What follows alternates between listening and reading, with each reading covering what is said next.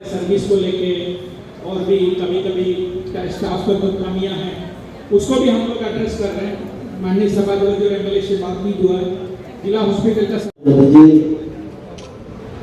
প্রধানমন্ত্রী হওয়ার পর থেকে যে কথাটা উনি বলেছেন সবসময় যে সমাজের সবচেয়ে পিছিয়ে পড়া যে ব্যক্তিটা, ওই ব্যক্তিটার উন্নয়ন করা।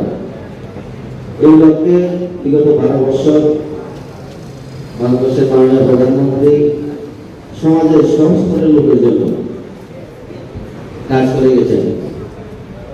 যেটার উদ্দেশ্য শুধু যে প্রকল্পগুলো উনি করেছেন, এটা শুধু প্রকল্প বাস্তবায়ন উদ্দেশ্য ছিল না, জনকল্যাণ এবং ক্ষমতায়ন নিশ্চিত করা ছিল উদ্দেশ্য। দৃষ্টিভঙ্গি কি ছিল?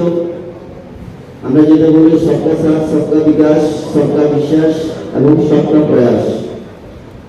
সমাজের প্রতিটি স্তরকে উন্নয়নের মূলসূত্রে নিয়ে আসার জন্য উনি কাজ করে গেছেন। আমরা যদি দেখি প্রকল্পের মধ্যে, যদি 12 বছরের যে প্রকল্পগুলি রয়েছে, 12 বছর সময়কালে আমরা সারাদিন বলবো আমরা শেষ করতে পারবো না।